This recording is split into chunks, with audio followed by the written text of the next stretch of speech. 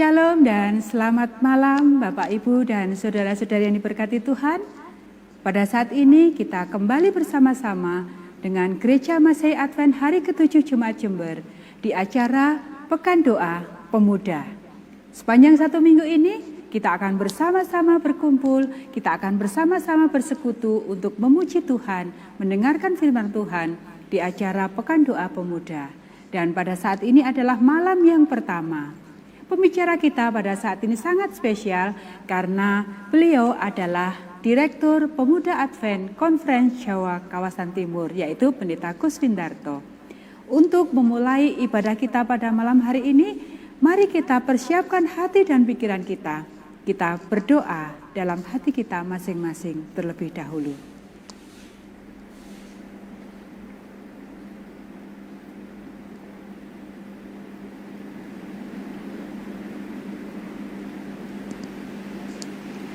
Untuk mengawali ibadah kita akan memuji Tuhan yang akan dipimpin oleh tim musik dan kemudian nanti doa buka akan dipimpin oleh Saudara Abed.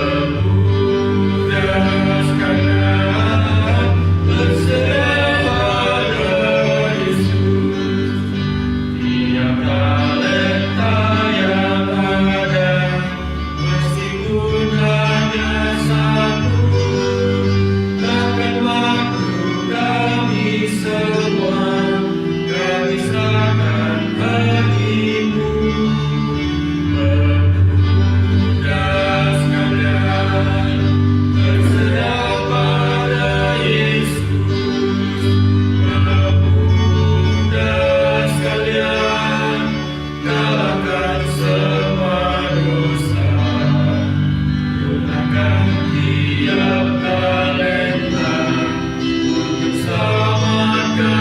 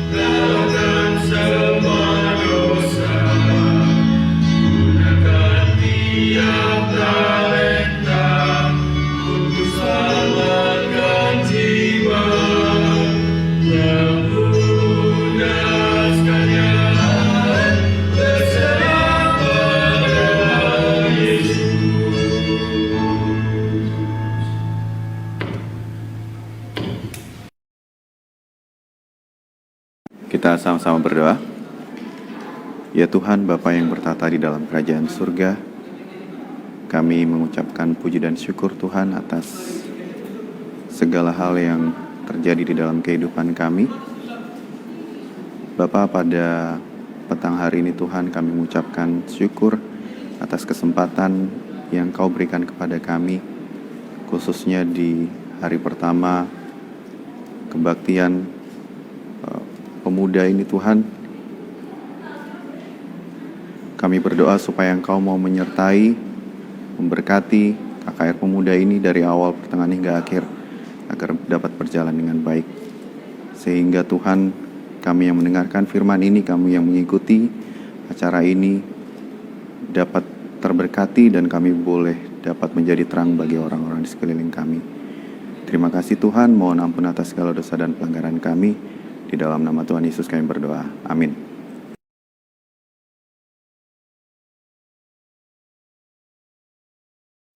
Terima kasih kepada Saudara Abed yang sudah memimpin kita dalam doa buka. Judul pembahasan kita pada malam hari ini adalah Tuhan, aku mau pergi, perbarui aku.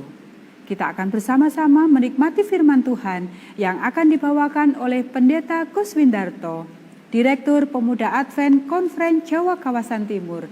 Namun sebelumnya kita akan memuji Tuhan lagu tema kita yang akan dipimpin oleh tim musik.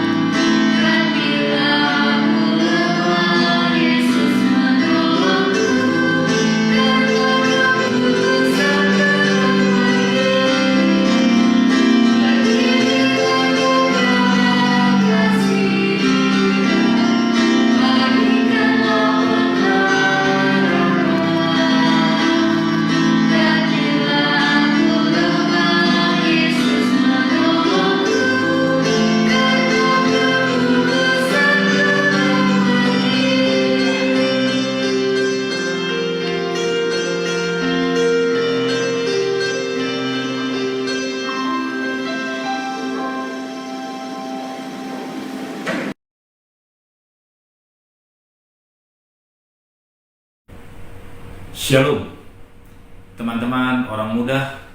Senang sekali pada hari ini kita dapat memulai satu seri Minggu Sembahyang Orang Muda dengan tema I Will Go.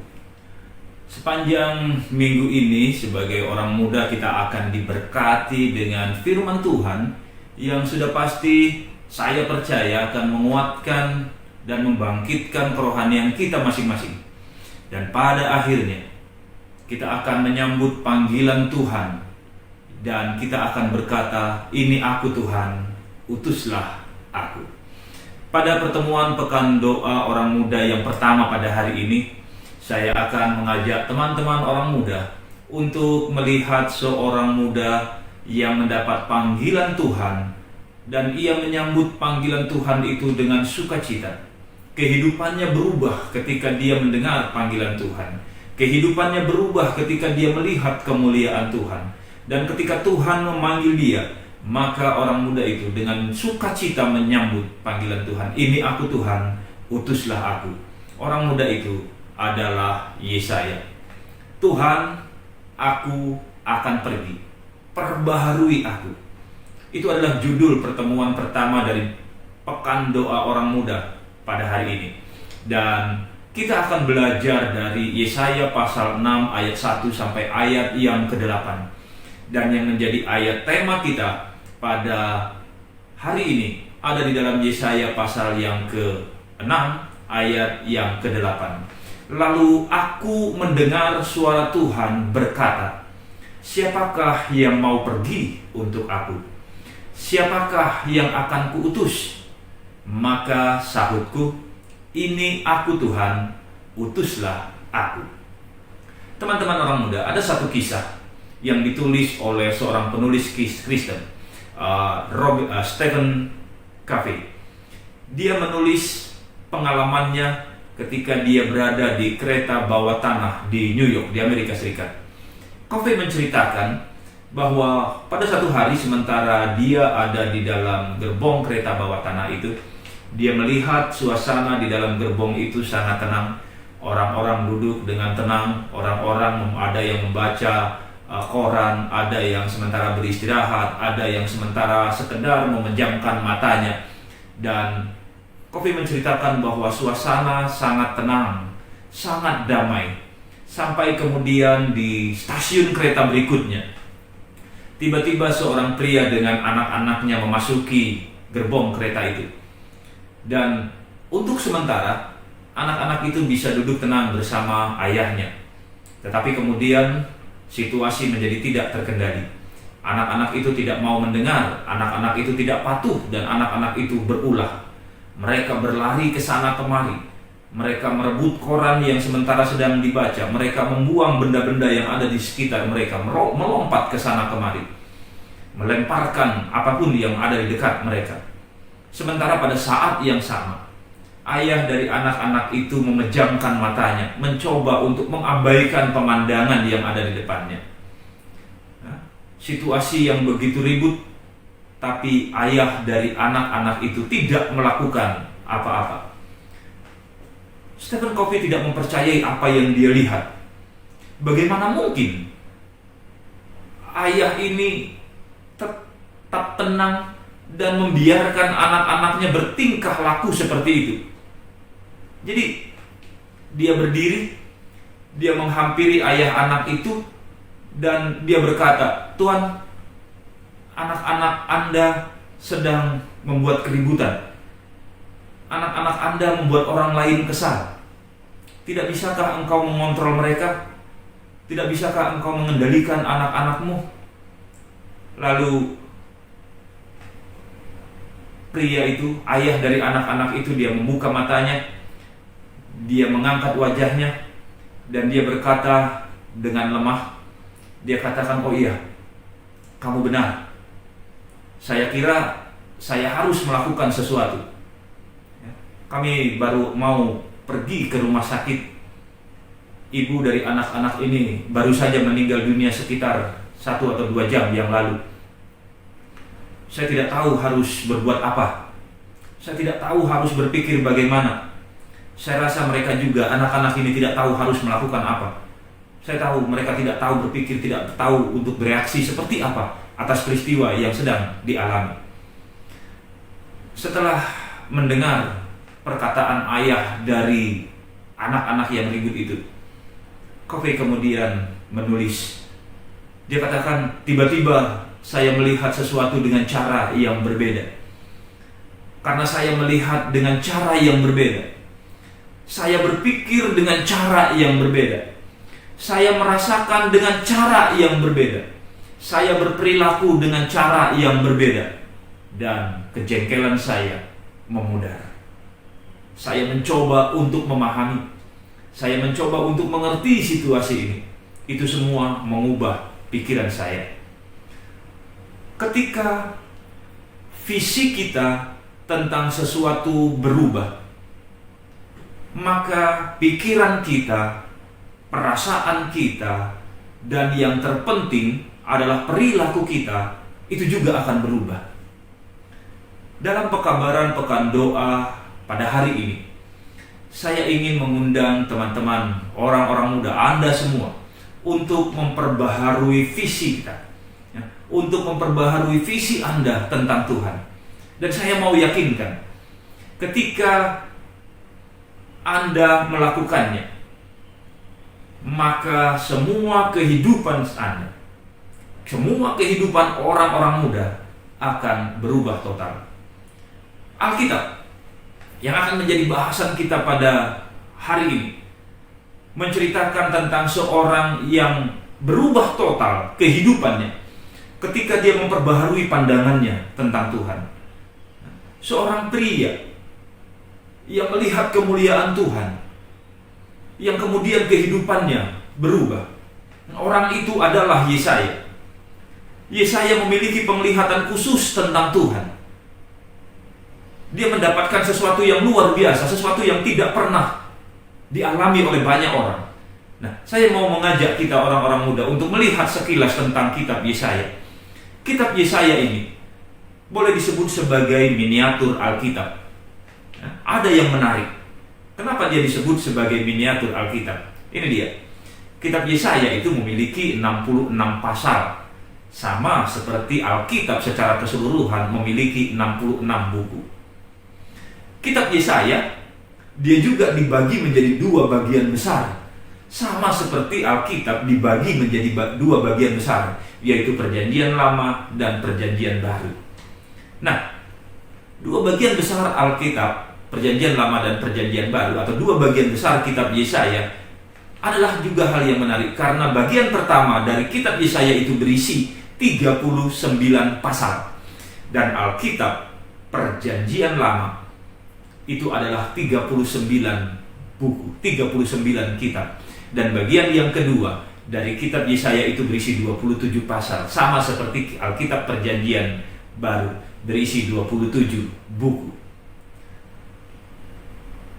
Alkitab atau kitab Yesaya juga adalah kitab yang paling banyak berbicara tentang Yesus. Itu sebabnya Yesaya itu disebut sebagai nabi mesianik karena dia banyak sekali berbicara tentang Kristus. Yesaya memberitahukan kepada kita banyak hal, hampir semua kisah tentang Yesus. Contohnya dia berbicara tentang kelahirannya. Nah, kelahiran Yesus di dalam Yesaya pasal 7 ayat 14. Yesaya berbicara tentang keluarga Yesus di dalam Yesaya pasal 11 ayat yang pertama. Yesaya berbicara tentang pengurapan Yesus di dalam Yesaya pasal 11 ayat yang kedua. Yesaya berbicara tentang karakter Yesus, Yesaya pasal 11 ayat yang ketiga. Yesaya berbicara tentang kesederhanaan dari kehidupan Yesus, Yesaya pasal 7 ayat yang ke-15. Yesaya berbicara tentang kelembutan Yesus, Yesaya pasal 42 ayat 1 sampai ayat yang keempat. Yesaya juga berbicara tentang kematiannya, tentang penderitaannya, Yesaya pasal 53. Yesaya berbicara tentang kebangkitan Yesus dalam Yesaya pasal 25 ayat yang ke-8. Dan Yesaya juga menceritakan tentang pemerintahan Yesus yang mulia di dalam Yesaya pasal 11 ayat yang ke-32. Tidak heran kalau Yesaya disebut sebagai kitab mesianik atau nabi mesianik yang paling banyak berbicara tentang Mesias, tentang Yesus. Pada hari ini saya ingin mengajak teman-teman orang muda, siapapun saudara, mari buka Alkitab kita di dalam Yesaya pasal yang ke-6 ayat 1 sampai ayat yang ke-4. Dikatakan di dalam tahun matinya Raja Uzia, aku melihat Tuhan duduk di atas tahta yang tinggi dan menjulang, dan ujung jubahnya memenuhi bait suci. Para serafim berdiri di atasnya, masing-masing mempunyai 6 sayap. 2 sayap dipakai untuk menutupi wajah mereka, 2 sayap dipakai untuk menutupi kaki mereka, dan 2 sayap dipakai untuk melayang-layang. Dan mereka berseru seorang kepada yang lain, katanya, Kudus, kudus, kuduslah Tuhan semesta alam. Seluruh bumi penuh kemuliaannya. Maka bergoyanglah alas ambang pintu disebabkan suara orang-orang yang berseru itu, dan rumah itu penuh dengan asap. Saudara, ketika kita membaca kitab Yesaya, maka kita akan melihat kehidupan orang-orang yang mengaku sebagai umat Tuhan. Namun kehidupan mereka tidaklah mencerminkan kehidupan umat Tuhan. Ketika Yesaya menuliskan kitab ini, banyak hal yang tidak baik terjadi di dalam kerajaan Israel. Banyak hal yang buruk terjadi di dalam kehidupan orang-orang yang mengaku sebagai umat Allah. Yang ada dalam kehidupan mereka itu berbagai jenis masalah. Orang-orang meninggalkan Allah mereka, dan akhirnya mereka hidup dalam penderitaan. Mereka hidup dalam bahaya besar karena musuh sedang berusaha untuk menghancurkan mereka, menawan mereka. Dan nanti kita bisa melihat akhir dari sejarah ini, ketika orang-orang itu dibuang ke Babilonia sebagai orang buangan oleh karena hukuman yang Tuhan timpakan ke atas mereka.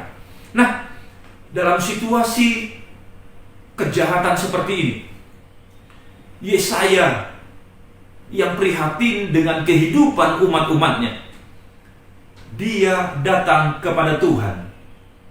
Dia mau berdoa kepada Tuhan. Dia mau menyampaikan kepada Tuhan keluh kesahnya.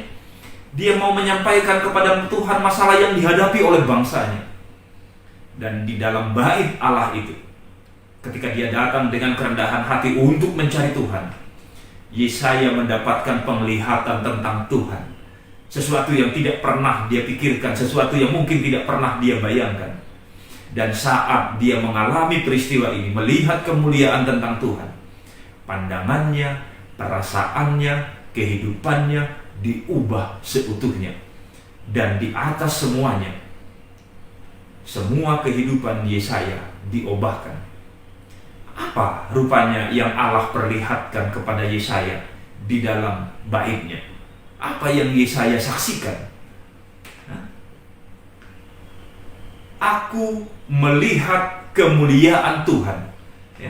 Aku melihat Tuhan duduk di atas tahta, dan ujung jubahnya memenuhi bait suci. Itulah yang dilihat oleh Yesaya. Melihat Tuhan dengan kemuliaannya. Saat yang sama dia juga menyaksikan satu peristiwa yang luar biasa. Para serafim yang berdiri memuliakan Tuhan, memuji Tuhan. Mereka berseru seorang kepada yang lain, kudus, kudus, kuduslah Tuhan semesta alam. Seluruh bumi penuh kemuliaannya. Inilah yang disaksikan oleh Yesaya. Allah yang penuh dengan kemuliaan dan para serafim yang memuji Allah. Satu penglihatan yang mengubah kehidupannya seutuhnya. Allah sedang menyatakan dirinya kepada Yesaya. Allah sedang menampakkan dirinya kepada Yesaya. Allah hendak menyatakan maksudnya kepada Yesaya. Dan Yesaya dapat melihat dengan jelas di dalam penglihatan itu Allah yang sedang duduk di atas tahtanya, yang dikelilingi oleh malaikat-malaikat kudus yang bercahaya, yang tanpa henti memuji-muji Tuhan, yang tanpa henti meneriakkan, kudus, kudus, kuduslah Tuhan. Seluruh bumi penuh kemuliaannya. Apa yang terjadi pada Yesaya ketika dia mendapat penglihatan itu? Apa yang terjadi kemudian pada kehidupan Yesaya ketika dia menyaksikan kemuliaan Allah itu? Di dalam ayat yang kelima Yesaya pasal 6, Yesaya menuliskan seperti ini. Lalu kataku, celakalah aku binasa, sebab aku ini seorang yang najis bibir. Aku tinggal di tengah-tengah bangsa yang najis bibir. Namun mataku melihat Sang Raja, yakni Tuhan semesta alam. Melihat kemuliaan Allah yang sungguh luar biasa, melihat kemuliaan Allah yang tak terkatakan. Yesaya menyadari keadaannya. Dia katakan celaka aku. Dia katakan binasa aku. Aku ini seorang yang najis bibir. Aku hidup di tengah bangsa yang najis bibir. Tapi mataku telah melihat kemuliaan Allah. Apa yang terjadi selanjutnya? Yesaya menuliskan ini. Tetapi seorang dari para serafim itu terbang mendapatkan aku. Di tangannya ada bara yang diambilnya dengan sepit dari atas mezbah. Ia menyentuhkannya kepada bibirku serta berkata, lihat, ini telah menyentuh bibirmu, maka kesalahanmu telah dihapus dan dosamu telah diampuni.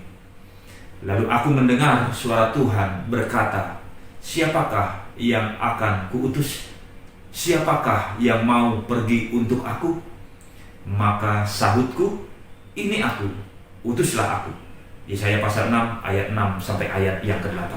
Saudara-saudara, ketika Yesaya mendapatkan penglihatan mengenai Allah, hal yang pertama yang terjadi di dalam kehidupannya adalah dia menyadari semua keberdosaannya. Dia menyadari betapa besar dosa-dosanya. Kalau kita melihat di dalam Yesaya pasal 5 ayat yang ke-8 sampai ayat yang ke-30, maka kita mendapati Yesaya menyampaikan segala dosa bangsanya. Yesaya mencatat dosa bangsanya. Yesaya menyampaikan kepada Tuhan segala dosa bangsanya. Tapi ketika dia mendapatkan penglihatan tentang Tuhan, visinya berubah, kehidupannya berubah, pikirannya berubah, semua kehidupannya berubah. Dia tidak mengarahkan dosa-dosa kepada bangsanya lagi, tetapi dia melihat dosanya sendiri. Ia menyadari bibirnya najis. Ia menyadari kehidupannya yang penuh dosa. Dia tidak melihat orang lain lagi, tapi dia melihat kepada dirinya. Ketika dia melihat kemuliaan Tuhan, pandangannya tentang hidupnya berubah. Ketika dia melihat kemuliaan Tuhan, kehidupannya diubah secara total. Yang pertama adalah dia menyadari keberdosaannya. Yang kedua, ketika Yesaya melihat kemuliaan Tuhan, dia mengalami sesuatu hal yang luar biasa. Ada pengampunan Allah yang luar biasa. Yang pertama, ketika dia melihat kemuliaan Allah adalah dia menyadari dosa-dosanya.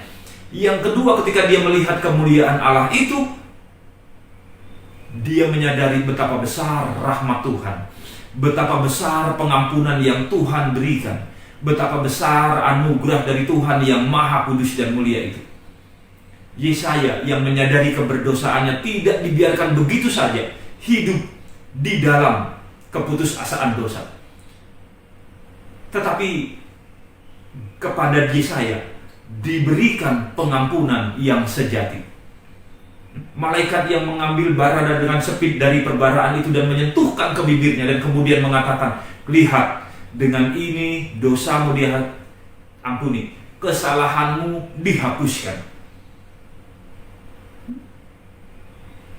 Pandangan tentang Tuhan berubah ketika dia melihat kemuliaan Allah, bahwa Allah yang dia lihat sekarang adalah Allah yang maha mengampuni, Allah yang penuh dengan rahmat, Allah yang penuh dengan anugerah.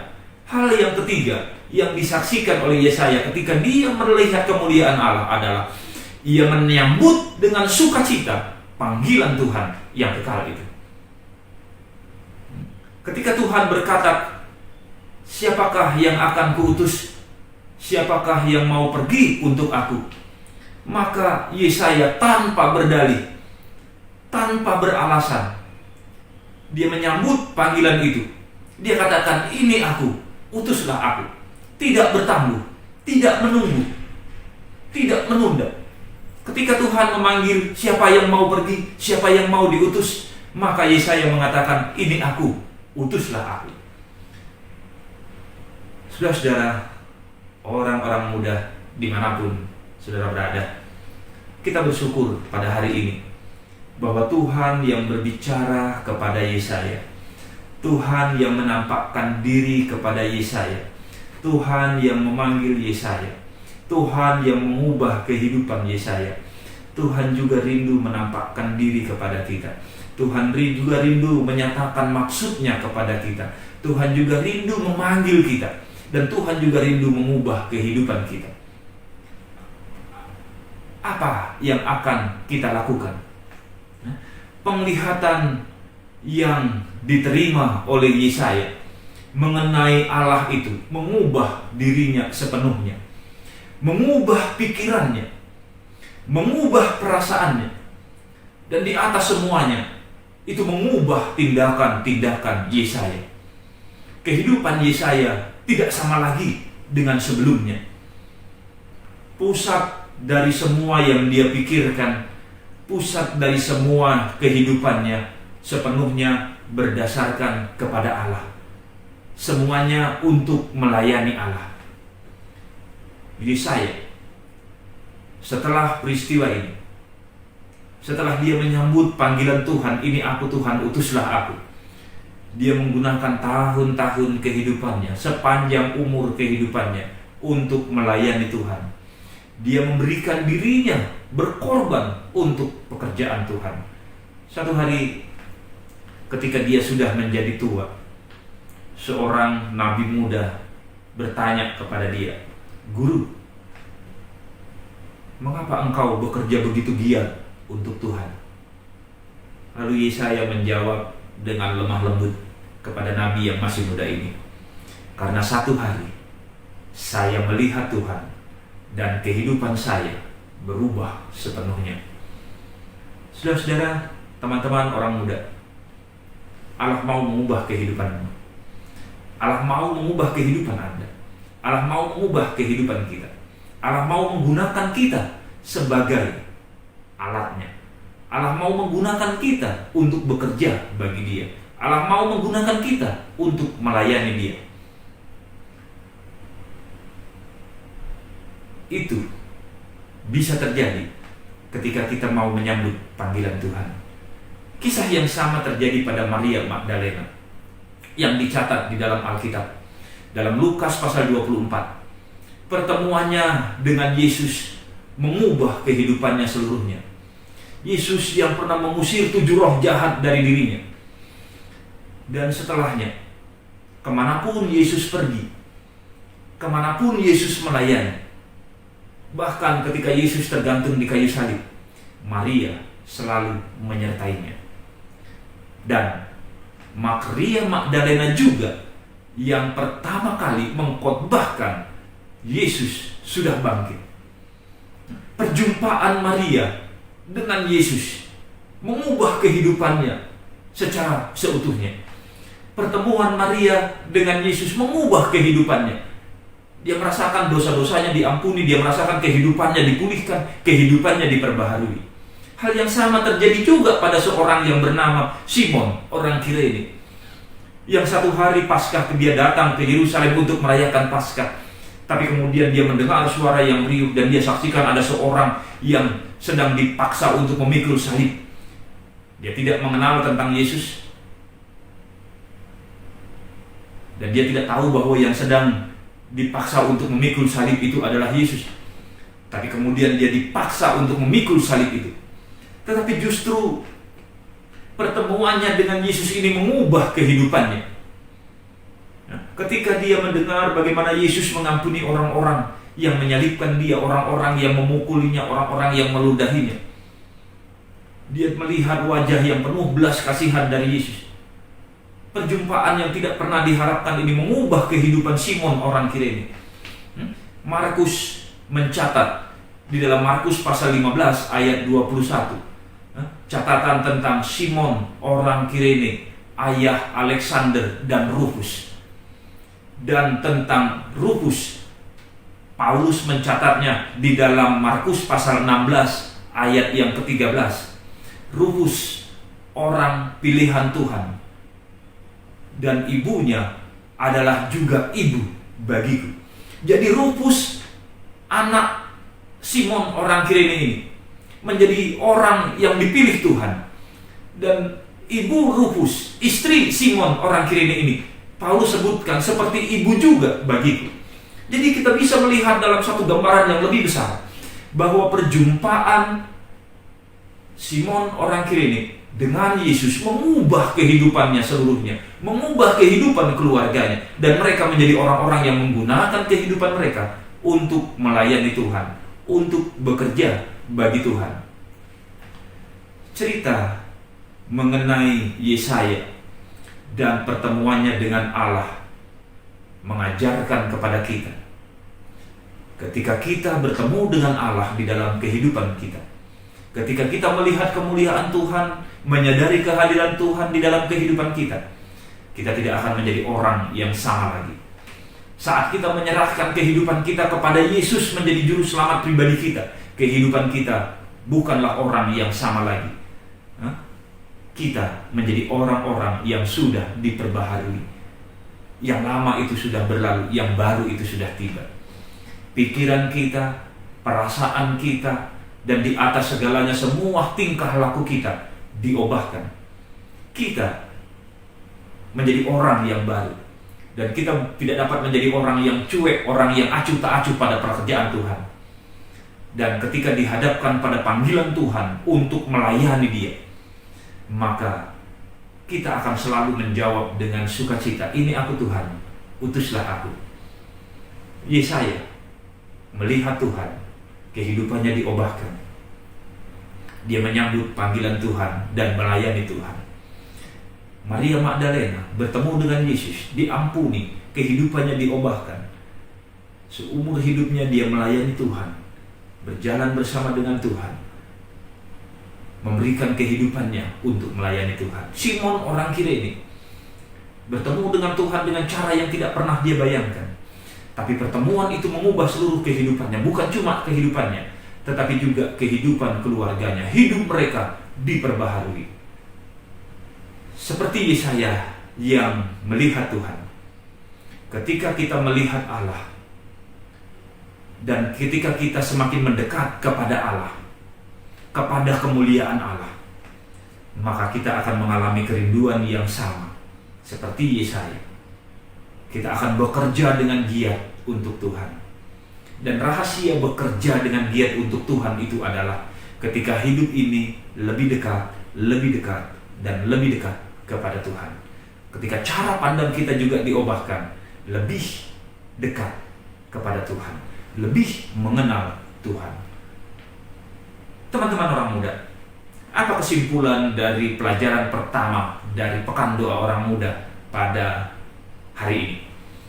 Yang pertama adalah ketika kita memperbaharui cara pandang kita tentang Allah, maka pikiran kita, perasaan kita, dan di atas segalanya semua tindakan kita akan berubah.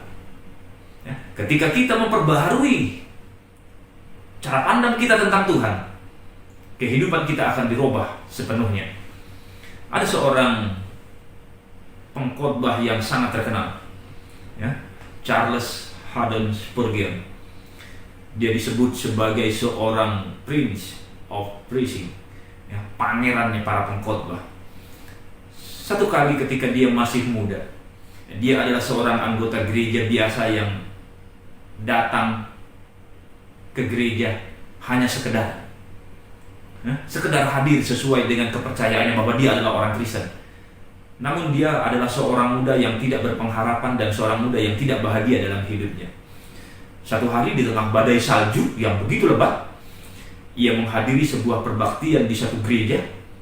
Namun pada saat yang sama, pendeta gereja itu tidak ada di tempat, tidak hadir karena cuaca yang begitu buruk.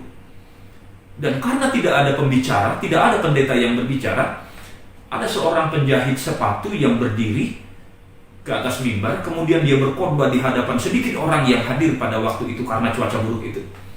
Dan dia membaca satu ayat dari Yesaya pasal yang ke-45 ayat yang ke-22.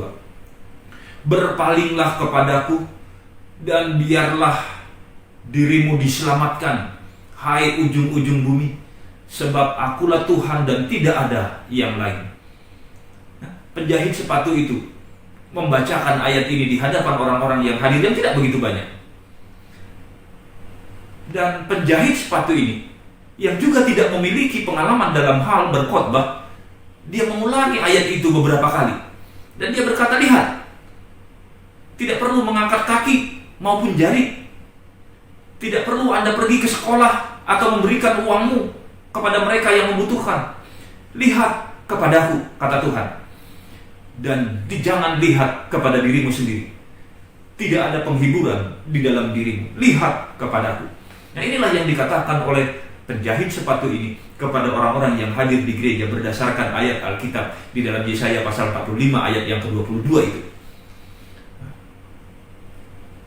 Lalu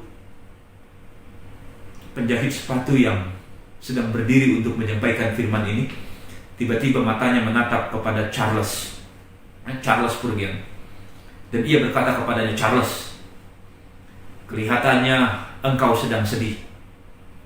Engkau tidak bahagia. Dan engkau akan tidak pernah bahagia kalau engkau tidak mau menurut." Kemudian penjahit sepatu ini berkata dengan lantang kepada Charles Spurgeon, "Pandanglah kepada Yesus." Dan sejak saat dia mendengar kata-kata dari pengkhotbah yang tak berpengalaman ini, "Pandanglah kepada Yesus," Charles Haddon Spurgeon memutuskan untuk melihat kepada Yesus, memutuskan untuk memandang selalu dalam kehidupannya kepada Yesus, dan kehidupannya diubahkan, kehidupannya diperbaharui. Dan apa yang terjadi selanjutnya dari kehidupan Charles Haddon Spurgeon? Ia menjadi seorang pengkhotbah besar, seorang pengkhotbah yang terkenal dalam sejarah gereja sebagai Charles Haddon Spurgeon, the Prince of Preaching, seorang pangeran dari pengkhotbah, seorang pengkhotbah terbaik sepanjang sejarah. Ketika Yesaya memperbaharui pandangannya mengenai Allah, hidupnya berubah. Ketika Maria berjumpa dengan Allah, berjumpa dengan Yesus, memandang Yesus, hidupnya diubahkan, diperbaharui. Ketika Simon orang Kirene itu berjumpa dengan Yesus, melihat Yesus, hidupnya diperbaharui. Ketika Charles Haddon Spurgeon memandang kepada Yesus, hidupnya diperbaharui. Ketika kita sebagai orang-orang muda memperbaharui pandangan kita tentang Allah, maka pikiran kita, perasaan kita, dan tindakan kita, bahkan seluruh kehidupan kita akan berubah, akan diperbaharui. Kita tidak akan menjadi sama lagi. Kita tidak akan menjadi anggota gereja yang pasif, anggota gereja yang hanya datang, duduk, dengar, diam, kemudian pulang. Tapi kita akan menjadi anggota-anggota gereja yang terlibat aktif di dalam pelayanan. Kita akan menjadi hamba-hamba Tuhan yang tanpa keraguan akan mengatakan kepada Tuhan, "Ini aku Tuhan, utuslah aku." Saat ini saya ingin mengundang semua orang-orang muda untuk memperbaharui pandangan kita tentang Yesus, untuk memperbaharui pandangan kita tentang Allah. Dan saya akan menjamin bahwa bila mana pandangan kita tentang Allah, tentang Yesus itu berubah, maka kehidupan kita akan diubah sepenuhnya. Dan kita seperti saya, kita akan menjawab panggilan Tuhan yang mau bekerja untuk Dia. "Ini aku Tuhan, utuslah aku." Tuhan, aku akan pergi. Tuhan, I will go. Perbarui aku Tuhan, maka aku akan pergi. Tuhan kiranya memberkati kita semua. Tuhan memberkati orang-orang muda. Tuhan menolong kita untuk senantiasa memandang kepada Dia, karena Dia rindu memperbaharui kehidupan kita, dan Dia rindu mendengar kita berkata, "God, I will go." Tuhan, aku akan pergi. Aku akan melayani Engkau seumur hidupku. Tuhan memberkati kita semuanya. Amin.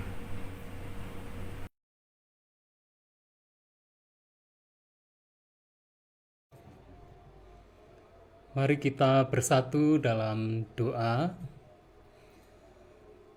Tuhan Allah Bapa kami yang bersemayam di atas tahta kasih kerajaan surga, segala puji, hormat, serta syukur kami haturkan kehadirat Tuhan.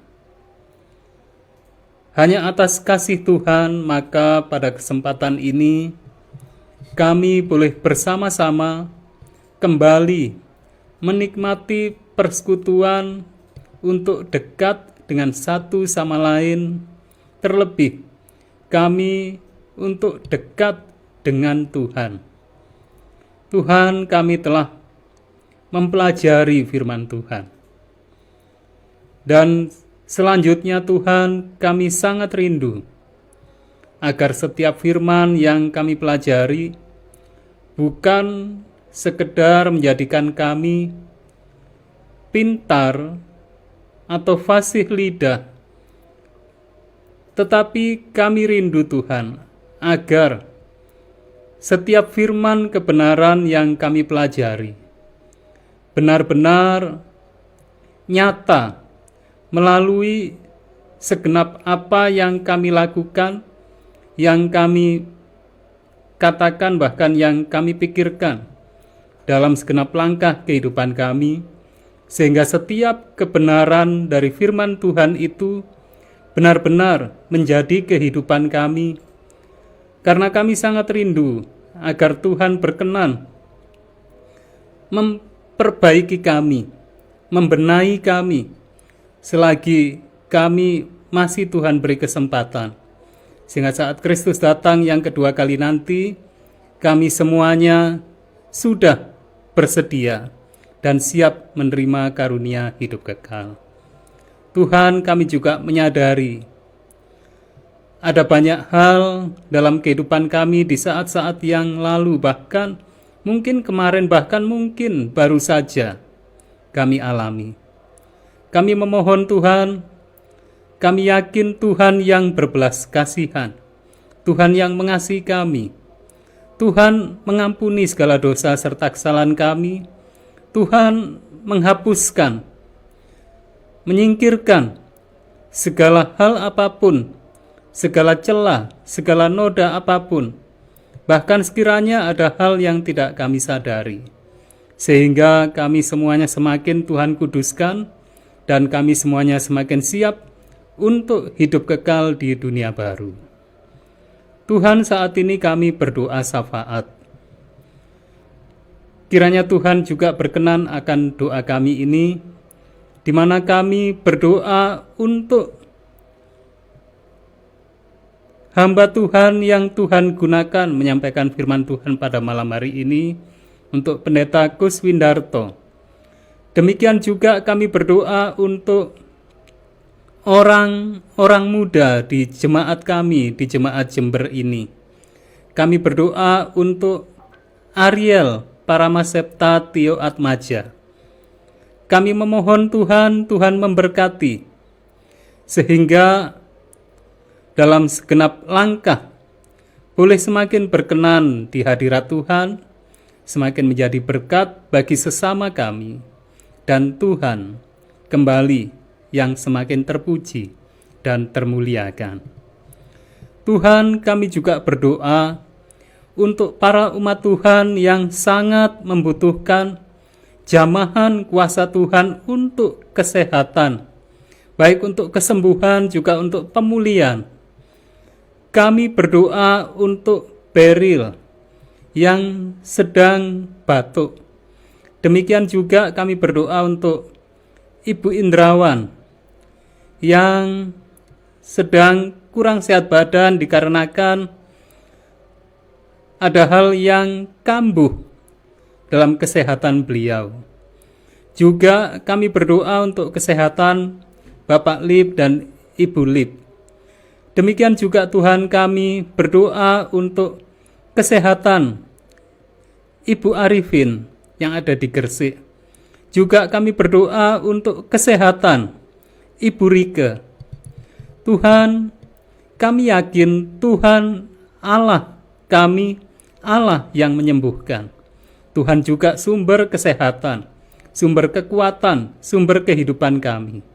Kami memohon Tuhan berkenan menjamah semuanya, sehingga semuanya segera sembuh dan semuanya semakin sehat, sehingga boleh beraktivitas dengan yang terbaik, dan semuanya itu kiranya menjadikan Tuhan yang semakin terpuji dan termuliakan.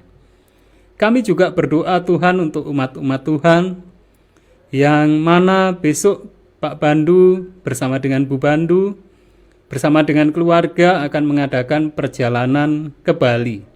Juga Bu Jari yang mengadakan perjalanan ke Manokwari. Demikian juga kami berdoa untuk Bapak Yusak sekeluarga, di mana pada bulan Juli akan mengadakan perjalanan dari Australia menuju ke Indonesia, khususnya untuk pendidikannya. Sehingga Tuhan lancarkan semuanya, Tuhan curahkan berkat, keselamatan, kesuksesan, sehingga kami semuanya boleh bertemu kembali pada kesempatan yang berikutnya dengan lebih penuh sukacita Tuhan. Tuhan, kami juga berdoa untuk umat-umat Tuhan, baik yang ada di Jemaat Semboro, baik untuk Mas Budi sekeluarga, Pak Aji sekeluarga, Pak Mul sekeluarga, Bu Jari sekeluarga, Bu Eben sekeluarga, juga untuk umat-umat Tuhan yang ada di Jember. Kami berdoa untuk semua umat Tuhan, baik untuk Opa Sukarman yang ada di Bondowoso, demikian juga untuk semuanya yang lain yang saat ini belum sempat kami haturkan satu persatu, baik yang mengikuti melalui Zoom, juga melalui Facebook, melalui radio streaming, maupun melalui media-media yang lain. Sehingga Tuhan memberkati semuanya untuk semakin sehat dan semuanya semakin bersukacita di dalam Tuhan. Tuhan, inilah doa kami yang jauh dari sempurna, tetapi kami sangat yakin jawaban Tuhan jauh lebih indah dari apa yang dapat kami pikirkan, yang kami haturkan dengan segala keterbatasan kami ini. Karena semuanya kami persembahkan di dalam nama Tuhan kami Yesus Kristus, penebus dan juru selamat kami. Amin.